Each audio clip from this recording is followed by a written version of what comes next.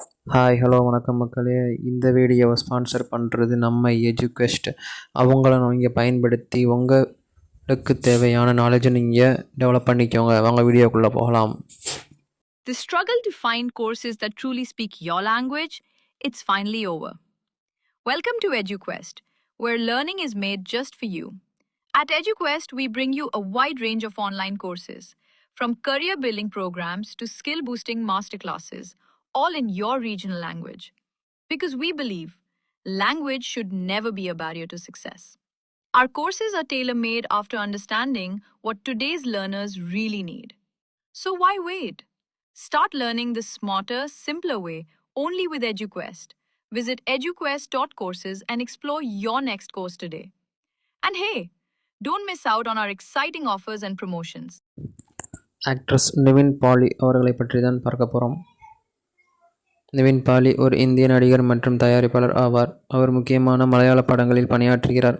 அவர் 2 கேரள மாநில திரைப்பட விருதுகள், 3 ஃபிலிம்ஃபேர் விருதுகள், தென்னிந்திய 2 கேரள திரைப்பட விமர்சகர்கள் சங்க விருதுகள் மற்றும் 6 சீமா விருதுகளை பெற்றுள்ளார்.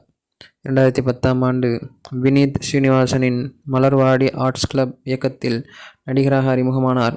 2012ஆம் ஆண்டு வெளியான சட்டத்தின் மறை இது திரைப்படம் அவரை நட்சத்திர அந்தஸ்தில் தள்ளியது. நிவினின் ஆரம்பகால வாழ்க்கை மற்றும் கல்வி. நிவின் பாலி அக்டோபர் 11, 1984 அன்று கொச்சியில் ஆலுவாவில் பிறந்தார். நிவின் தந்தை பாலி பெனாவென்ச்சர் மற்றும் தாய் ரோசியம்மா பாலி சுவிட்சர்லாந்தில் ஆராவில் பணிபுரிந்தனர். நிவில் கேரளாவில் வளர்ந்தார். அவர் 2006இல் அங்கமாலியில் உள்ள Federal Institute of Science and Technology மின்னணியல் மற்றும் தொடர்பு பொருளியல் இளங்கலை தொழில்நுட்ப பட்டம் பெற்றார். அவர் பெங்களூருவில் உள்ள இன்ஃபோசிஸில் வேலைவாய்ப்புகள் மூலம் பணிபுரிந்து மற்றும் 2006 முதல் 2008 வரை மென்பொருள் பொறியாளராக பணிபுரிந்தார். இருப்பினும் அவர் தனது தந்தையின் மரணத்துக்கு பிறகு ராஜினாமா செய்து வீடு திரும்பினார்.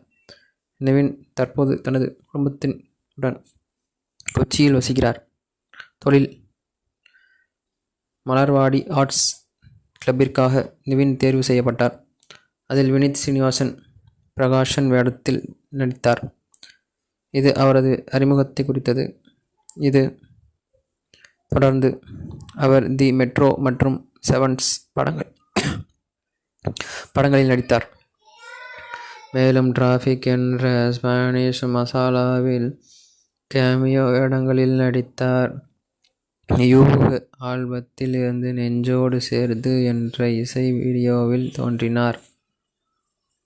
2012ஆம் ஆண்டு வெளியான சட்டத்தின் மறை யுத்தம் திரைப்படம் அந்த ஆண்டின் மிகப்பெரிய வெற்றி திரைப்படங்களில் ஒன்றாக அமைந்தது. அவர் ஆயிஷா என்ற முஸ்லிம் பெண்ணை வெறித்தனமாக காதலிக்கும் அந்த பையன் வினோத் வேடத்தில் நடித்தார். இது வினீத் ஸ்ரீனிவாசனின் இயக்குனரின் 2வது படம்.